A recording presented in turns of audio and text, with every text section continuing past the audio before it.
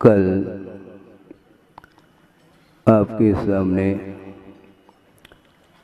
विषय रखा गया था, उसी विषय को थोड़ा सा और आगे बढ़ाने का मन हुआ है। विषय ये था कि कर्मों का आश्रय जो हो रहा है उसको रोकना है, उसका निरोध करना है, और निरोध करने के लिए विभिन्न प्रकार के साधन आगम के माध्यम से उपलब्ध हो सकते हैं। और उसमें एक अनुप्रेक्षा को प्रासंगिकता देते हुए कल विषय रखा था। उसी विषय को गुरुदेव ने समय समय पर जो दिया है उसी को हम स्मरण में लाने का पुरुषार्थ करेंगे। उन्होंने एक बार नहीं कई बार प्रसंग उन्होंने बनाया है कि चिंतन जो होता है वह द्रव्य का भी चिंतन होता है और पर्यायों को भी विषय बना करके चिंतन किया जा सकता है, जिसके माध्यम से संवर होता है। बहुत अनोखी बात उन्होंने ये कही है कि द्रव्य का चिंतन करने से भीति समाप्त होती है और पर्याय का चिंतन करने से वैराग्य उत्पन्न होता है। आप क्या चाहते हैं? भीति से ऊपर उठना चाहते हैं और भीति से ऊपर उठना चाहते हैं तो आप किसका सहारा लेते हैं? समझने के लिए सामने व्याघ्र आ गया अथवा एक बहुत बड़ा विशाल अजगर जिसको बोलते हैं, अगर इस सभा में अजगर आ जाए और व्याघ्र उपस्थित हो जाए तो निश्चित रूप से भय की उदीरना होगी। लेकिन ध्यान देने की बात यह है, चाहे हम हो चाहे आप हो, हम व्याघ्र से डरते हैं, सर्पादिक से डरते हैं। क्यों डरते हैं? इसके पीछे तथ्य ये है कि हमें मृत्यु से भीति है। मृत्यु से भीति होने के कारण उस व्याघ्र से अजगरादिक जो क्रूर स्वभाव वाले जो तिर्यंश हैं उनसे अपने आप को बचाने का पुरुषार्थ करते हैं। और जिसे मृत्यु से कोई भय नहीं है तो सामने भी बैठे, पीछे भी बैठे, आगे भी बैठे, उसके बीच में ही वो बैठेंगे और शांत भाव के साथ द्रव्य का चिंतन करेंगे। सोचो, विचार करो, गुरुदेव भी चिंतन करते हैं और हम और आप भी चिंतन करते हैं। इसको प्रयोगात्मक चिंतन करो, भीति समाप्त होगी। उन्होंने एक दोहा लिखा है, सामने रख रहा हूं, शायद सबको कंठस्थ हो सकता है प्राय करके, कि अंत किसी का कब हुआ, अंत किसी का कब हुआ, अनंत सब हे संत। संत के लिए संबोधित कर रहे हैं। अंत किसी का कब हुआ, अनंत सब हे संत, पर सब मिटता सा लगे, पतझड़ पुनः वसंत। है कवि की भाषा में बोल रहा हूं, क्योंकि उनकी भी शैली ऐसी है तो उनको भी थोड़ा सा आनंद हुआ। अंत किसी का कब हुआ, मतलब द्रव्य की ओर दृष्टि रखने से ये बात सामने आती है, किसी भी पदार्थ का अंत नहीं हो सकता। द्रव्य अविनश्वर है और उसका अंत नहीं होगा, चाहे वह चेतन रूप वस्तु हो, चाहे अचेतनात्मक हो, मूर्तात्मक पदार्थ हो, किंतु पदार्थ का कभी भी व्यय नहीं होता, न पदार्थ की उत्पत्ति होती है न पदार्थ का विनाश होता है। यदि विनाश और उत्पत्ति यदि होती भी है तो पर्याय की विवक्षा में ही पदार्थ विनाश को प्राप्त हो रहा है और उसकी उत्पत्ति हो रही है, ऐसा कथन सामने आता है। इसलिए भय से ऊपर उठना चाहो तो सर्वप्रथम द्रव्य का चिंतन करो, स्वभाव का चिंतन करो। और स्वभाव का अर्थ क्या होता है? अपना भाव, स्व का भाव तो स्वभाव। ऐसा नहीं, प्रत्येक पदार्थ का अपना अपना स्वभाव है, उसका चिंतन करो तो निश्चित रूप से कोई भी आकर्षण विकर्षण सब समाप्त होगा, भीति उत्पन्न नहीं होगी। संसारी प्राणी मरण से डर उसे है, बार बार इहलोक भय, परलोक भय, अत्राण भय, अगुप्ती भय, आकस्मिक भय, वेदना भय, न जाने और कितने कितने हैं, 7 प्रकार के भय हैं। बहुत अच्छा प्रसंग आपके सामने रख रहा हूँ। संघ को आचार्य महाराज पढ़ा रहे थे, स्वाध्याय करा रहे थे। उस समय प्रसंग भय को लेकर के आया। उन्होंने पूछा क्यों, कितने प्रकार के भय होते हैं? तो एक महाराज ने कहा कि महाराज 8 प्रकार के भय होते हैं। तो आचार्य महाराज ने सोचा अभी तक तो हमने यही पढ़ाया है आगम के माध्यम से, 7 प्रकार के भय होते हैं, 8वां भय कौन सा?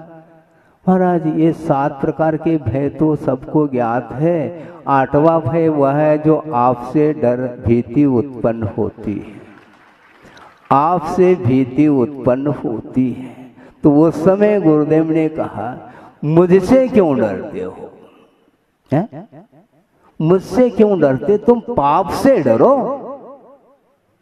हाँ, पाप भीरू होना चाहिए श्रमण के लिए, डरपोक नहीं है श्रमण। महाराज डर रहा है, वो पाप से डर रहा है, संसार से डर रहा है।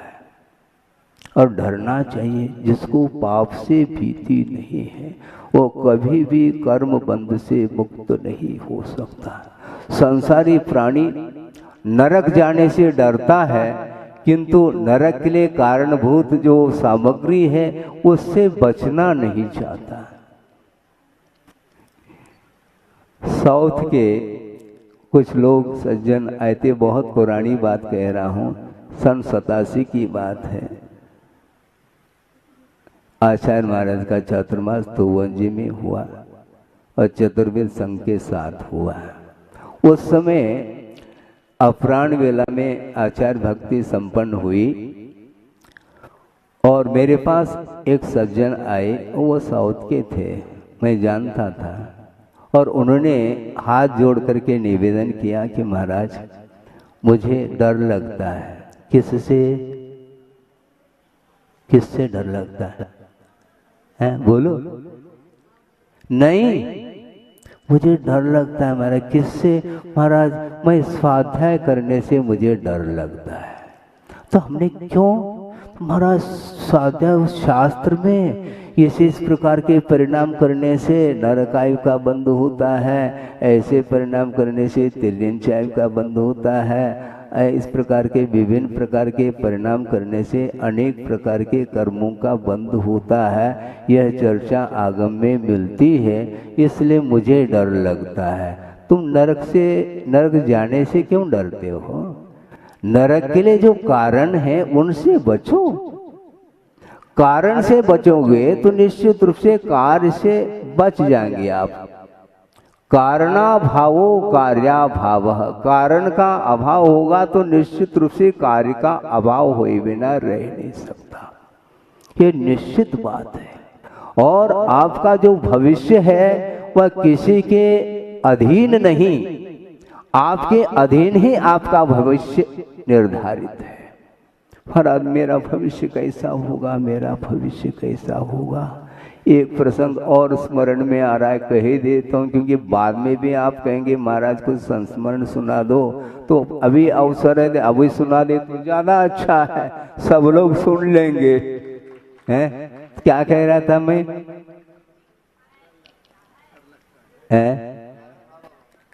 नहीं, बहुत अच्छा, हमें याद आ गया, आपको नहीं आएगा।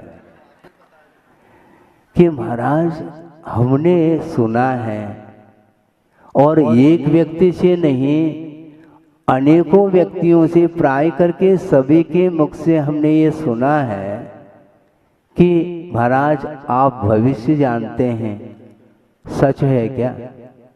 तो इसमें क्या संदेह क्यों रखते हो? तो अच्छा महाराज आप हस्तरेखा जानते हैं? हस्तरेखा देखने की क्या आवश्यकता है? फिर कैसे जानते हैं महाराज सबका भविष्य? बहुत सरल रूप से मैं जानता हूँ। मान लो कोई एक व्यक्ति चोरी कर रहा है तो उसका भविष्य जेल होना है, ये पक्की बात है। इसी का नाम तो भविष्य है। जो जैसा करता है उसका निश्चित रूप से फल मिलता है। कारण सदृशम कार्यम, इसी का नाम है। आपके अंदर यदि पवित्र परिणाम है, उसका कार्य भी पवित्रतम ही होगा। और आपके भीतर यदि कलुषता रहेगी, निश्चित रूप से वह पतन के लिए कारण है। ये आगम का वाक्य है, ये गुरुदेव ने कहा। ये ध्यान रखिए, मैं बार बार इसलिए रिपीट करता हूं कहीं आपको ऐसा लगे कि हम महाराज अपने मनगढ़ंत बात कर रहे हैं। हाँ, कई लोग मनगढ़ंत भी करते हैं और गढ़ंत का त्याग भी करते हैं। गढ़ंत का त्याग है किंतु मनगढ़ंत बातें करते हैं, ये ठीक नहीं है। ये आगम के अनुरूप मैं बात कर रहा हूं और आगम के आधार से गुरुदेव ने जो बात रखी है उसको आपके सामने पेश कर रहा हूं। उन्होंने ये कहा कि भविष्य किसी दूसरे के आश्रित नहीं, अपने परिणामों के आश्रित ही अपना भविष्य टिका हुआ है। इसलिए आपका भविष्य यदि उज्जवल होगा तो आपका वर्तमान यदि उज्जवल है तो निश्चित रूप से निस्संदेह रूप से भविष्य आपका उज्जवल होगा। और वर्तमान यदि मान लो आपका उज्जवल नहीं है तो भविष्य आप अपेक्षा नहीं रख सकते मेरा भविष्य उज्जवल हो। इसलिए प्रकरण ये था कल कर्मों का आश्रव। बहुत अच्छा विषय है कि संवर करने के लिए विभिन्न प्रकार के साधन हैं, उसमें अनुप्रेक्षा बहुत एक अच्छा महत्वपूर्ण साधन है। क्योंकि अनुप्रेक्षा के माध्यम से ही हम गुप्ति तक भी पहुंच सकते हैं, ऐसा गुरुदेव का कहना है। मान लो ध्यान लग नहीं रहा है, एकाग्रता नहीं बन रही है, कोई बाधा नहीं, परिवर्तन चाहते हैं आप, कोई बाधा नहीं, और उसमें परिवर्तन करते रहो अनुप्रेक्षा के माध्यम से। कभी अनुप्रेक्षा, कभी अशरण, कभी और इस प्रकार भिन्न भिन्न जो भावनाएं हैं, षोडश कारण भावनाएं हैं, 12 भावना है, मेरी भावना है, और भी बहुत सारी भावनाएं हो सकती हैं। तो उनका आधार आलम्बन लेकर के हम अपने परिणामों को पवित्र बना सकते हैं, जिसके माध्यम से कर्मों का आश्रव रुकता है। और कर्मों का निरोध, आश्रव का निरोध करना है तो उनका कहना है द्रव्य का चिंतन करो तो भीति समाप्त होगी, और पर्याय का चिंतन करेंगे तो वह नश्वरता क्या है आपके सामने आ सकती है। पर्याय चाहे स्वाभाविक पर्याय हो चाहे वैभाविक पर्याय हो, पर्याय तो नश्वर ही होती है। महाराज फिर सिद्ध परमेष्टि बनने के बाद भी फिर नश्वरता, हाँ फिर इसमें क्या दिक्कत? क्योंकि वो भी तो एक द्रव्य है, और द्रव्य है तो उत्पाद में द्रव्यक्तम सत, सद्रव्य से लक्षणम ये कहा है। तो वहां पर भी परिणमन होगा। अर्थ पर्याय जिसको बोलते हैं, प्रति समय जो है वह द्रव्य में पर्याय उत्पन्न होती रहती हैं। जिस प्रकार सरोवर में तरंगे उत्पन्न होती रहती हैं, एक क्षण में तरंग उत्पन्न हो जाता है और तत्काल वह विलीन हो जाता है, किंतु सरोवर ज्यों का त्यों विद्यमान रहता है। इसलिए अंत किसी का कब हुआ, अंत नहीं हो सकता, क्योंकि ये द्रव्य का स्वभाव है। किंतु पर अर्थात किंतु सब मिटता सा लगे, मिट नहीं रहा, मिटता सा लगे, पतझड़ पुनः वसंत ऐसा कहा। पतझड़ हो जाता है, फिर वसंत ऋतु आ जाती, नए नए कोपले फूट जाती। ये धारा है, ये टूटेगी नहीं। इसलिए पर्याय को लेकर के हम यदि चिंतन करते हैं तो वैराग्य निश्चित रूप से होगा। अपनी अपनी बार, जब बारी आ जाती है उस समय नहीं डरना, क्योंकि मृत्यु से नहीं डरना हमें। और वस्तुतः मरण का एहसास किसी को नहीं होता है क्या? हम पूछ रहे हैं आपको, मरण का एहसास होता है? बोलो, होता है? नहीं हो सकता है। इसलिए नहीं हो सकता कि मरण एक समयवर्ती परिणति है, उस समय होश हवास किसी को नहीं। और बिफोर जो है ना, मर न जाऊं मर न जाऊं मर न जाऊं, इसलिए बिफोर मर जाता है। हाँ, मरण तो समय पर होगा, किंतु वह उसकी भीति के कारण वह अकाल में भी मरण को प्राप्त होता है। इसको बोलते भीति में मर न जाऊं मर न जाऊं मर न जाऊं। जीने की इच्छा हमेशा जी विषा जिसको बोलते वो बनी रहती है। और दूसरी बात यह है, कुछ ऐसे भी लोगों की धारणा है, इतनी आयु थी महाराज, अच्छी बात है, पहले क्यों नहीं बताई तुमने? इतनी आयु थी तो मरने के पहले बता देते, डेट निश्चित कर लेते। टाइम नहीं, मैं तो पूछ रहा हूं ना, टाइमिंग निश्चित कर लो, अमुक तारीख के दिन अमुक इतने बज करके इतने मिनट इतने सेकंड पर ये ऑफ हो जाएगा। आप बोलो, आप कब होता है? नहीं बता सकेंगे। और मरने के उपरांत उसकी उतनी ही आयु थी, ये तो हम भी जानते, फिर छोटा बच्चा भी जानता है, इसमें क्या दिक्कत है?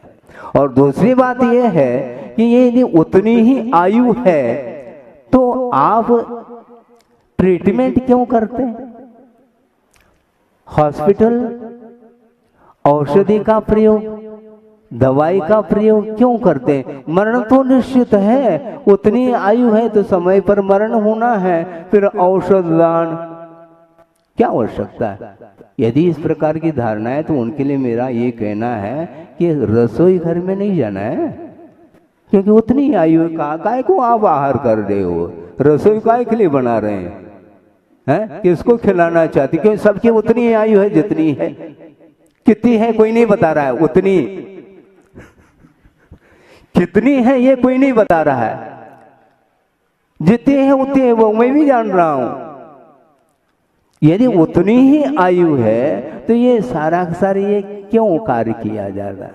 दान करो, आहार दान, औषध दान, अभय दान आदि आदि, ये क्यों? इसका प्रावधान क्यों है? इससे स्पष्ट है मरण से कोई नहीं बचा सकता, किंतु गुरुदेव का ये कहना है और आगम सम्मत है कि अकाल मरण से व्यक्ति को बचाया जा सकता है और बचाना चाहिए। इसी का नाम अहिंसा धर्म है।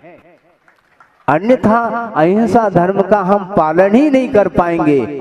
मान लो चल रहे हैं और श्रमण के पैर के नीचे एक क्षुद्र जंतु आकर के मरण को प्राप्त हो गया, तो उतनी आयु थी, फिर प्रायश्चित की क्या आवश्यकता है? फिर नीचे दे करके चलो, चार हाथ दे करके चलो, ये सब क्या है? ये आगम की बातें करना चाहो क्या अपने मनगढ़ंत बातें करना चाहो, बोलो, तब उनको बात समझ में आई।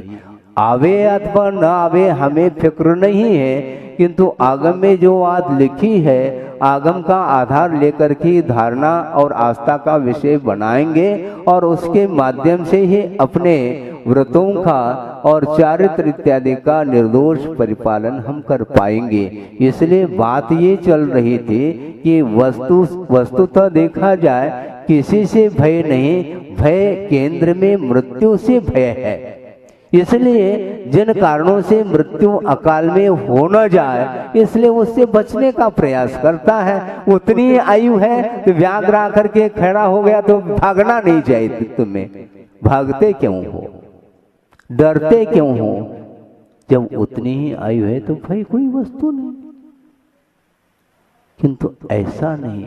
इसलिए वस्तुतः द्रव्य का चिंतन करेंगे तो सामने अविनश्वर तत्व सामने आता है, और पर्याय का चिंतन करेंगे, क्या पर्याय का चिंतन करेंगे तो निश्चित रूप से वैराग्य उत्पन्न हो सकता है। इसलिए कह रहा हूं कि उसकी योग्यता हो तो हो, और न हो तो ओम शांति।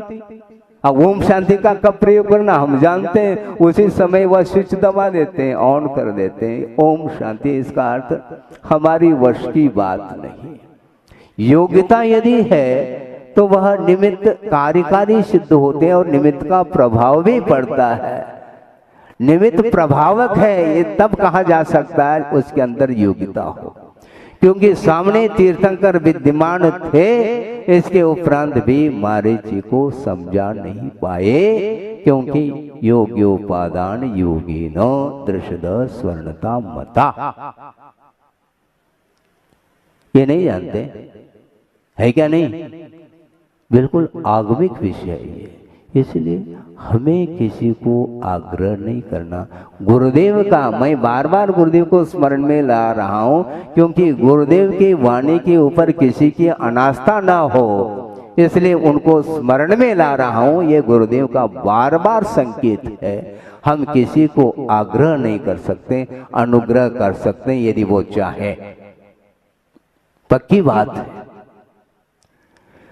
आपने दुकान खोली, अब दुकान खोलना ये तो आपके अधीन है, किंतु ग्राहक आकर के वस्तु को ले, ये दुकानदार के अधीन है क्या? नहीं, कतई नहीं। वह स्वतंत्र है, लेना चाहे तो लेगा, पसंद आए तो लेगा, नहीं पसंद आए तो नहीं लेगा, इसमें क्या दिक्कत है? इसलिए भगवान का कहना है, उनकी आज्ञा है, और गुरुओं की भी यही आज्ञा है, जो सामने आकर के मोक्षु भव्य जीव अपनी उत्कंठा, उसकी कितनी है, और वो अपने भाव व्यक्त करे, और विनीत भाव के साथ और सच्चे देव शास्त्र गुरु के प्रति बहुमान रखते हुए, हे भगवान हमारे लिए रास्ता प्रशस्त करो। इस प्रकार बार बार उसके मन से यह शब्द निकल रहे हैं, तो निश्चित रूप से समझ लेना कि वह कल्याण करना चाहता है, उसकी भूख है और प्यास है। और जिसकी भूख और प्यास है तो बुझा सकते हैं, और भूख और प्यास नहीं है और बिल्कुल घड़ा सामने रखा हुआ है, घड़ा सामने है, पीने वाला हो तो उसको उस जल की उपयोगिता है, उसकी यूटिलिटी, और कोई अंतर नहीं, केवल भाषांतर है उससे। यूटिलिटी करने से बहुत बड़ा वो आ गया, क्या है अर्थ तो वही है, उपयोगिता, लेकिन इससे व्यक्ति प्रभावित होता है। आज वर्तमान में ये स्थिति है, कौन कितना किसको प्रभावित कर रहा है, इसके ऊपर यह आकलन चल रहा है। भावों की ओर दृष्टि किसी की नहीं है। शब्द एकमात्र भावों तक तो पहुंचाने के लिए एक माध्यम है। किसी भी भाषा का आलम्बन लेकर के वस्तु तत्व को समझना है तो समझ सकते हैं। तो मैं ये कह रहा था, हम आग्रह नहीं कर सकते, अनुग्रह कर सकते, और अनुप्रेक्षा का आधार लेकर के, सुनिए, अनुप्रेक्षा का आधार लेकर के ही हम वस्तु तत्व का चिंतन कर सकते हैं। सही हम अपने तरफ से कोई भी छोंक नहीं लगाएंगे, अपने तरफ से उसको रोटी को चुपड़ेंगे नहीं घी से। हम क्यों चुप रहे? चुपड़ी हुई, वो रोटी बनने के पहले चुपड़ी है क्या? बनने के बाद इसका अर्थ आपने चुपोड़ लिया उसको। मैं इस प्रकार चुपोड़ना नहीं चाहता। हाँ, ओरिजिनल जो वस्तु है उसका वर्णन हम करना चाहते हैं, अतिरिक्त कुछ भी हम नहीं कहना चाहते हैं, क्योंकि यह भी आगम है अन्यून मनतिरिक्तम, न न्यूनता को लेकर के न अतिरिक्तता को लेकर के आगम इससे दूर है। याथा तथ्यम विनाश विपरीता, ऐसा कहा है। इसलिए जिसका जैसा स्वरूप है उसका वर्णन, उसका प्रतिपादन आगम ग्रंथों में स्पष्ट रूप से मिलता है। उसके प्रति आस्था रखते हुए और आस्था को मजबूत करते हुए आप चलेंगे तो निश्चित रूप से आप चारित्र के क्षेत्र में कदम रख सकते हैं।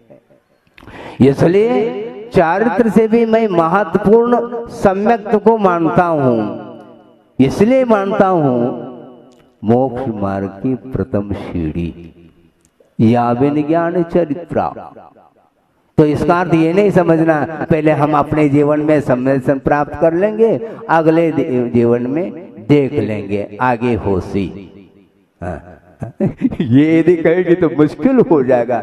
ऐसा नहीं, एक साथ भी रत्नत्रय की उत्पत्ति हो सकती है और क्रम से भी हो सकता है, किंतु सम्यक दर्शन सम्यक ज्ञान युगपथ है, उसके पश्चात चारित्र भी उत्पन्न हो सकता है अथवा साथ साथ भी हो सकता है।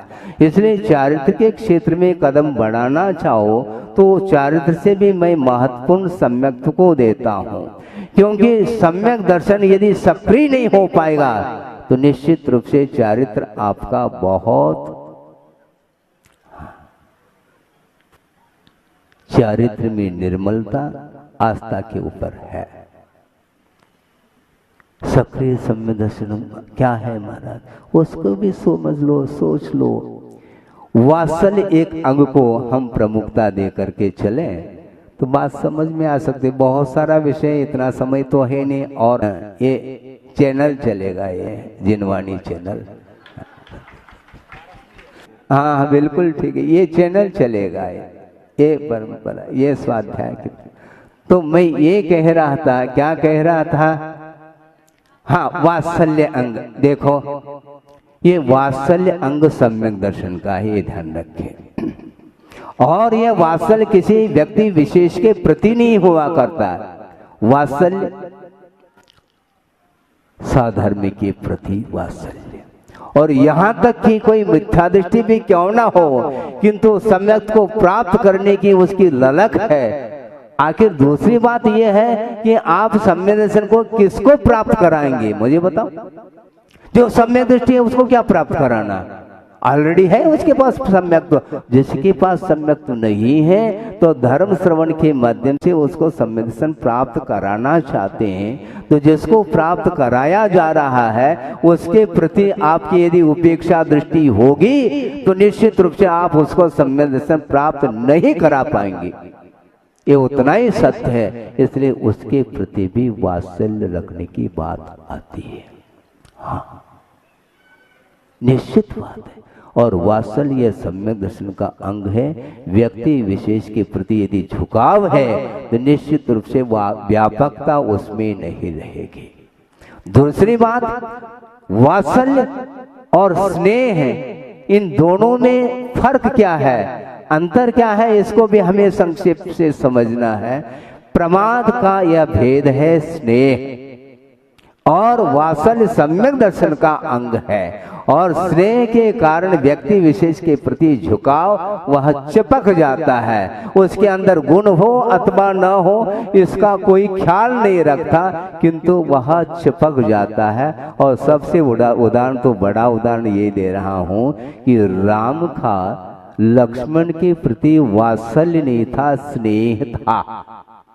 समझ रहे, वो क्षयिक सम्यक दृष्टि है। इसके उपरांत भी वात्सल्य यदि होना है तो केवल लक्ष्मण के प्रति क्यों, अन्य लोगों के प्रति भी तो उतना गाढ़ स्नेह होना चाहिए, नहीं हो सकता। ये असंयम की भूमिका में इस प्रकार वह प्रमाद बढ़ता चला जाता है। इसलिए प्रमाद हमें हमारे लिए अभिशाप सिद्ध होता है और वात्सल्य हमारे लिए वरदान सिद्ध होता है। वात्सल्य के माध्यम से ही प्रभावना होने वाली है, और वात्सल्य नहीं है तो कौन सी प्रभावना, मुझे बता दो। केवल प्रवचन देने का नाम थोड़ी प्रभावना है, नहीं।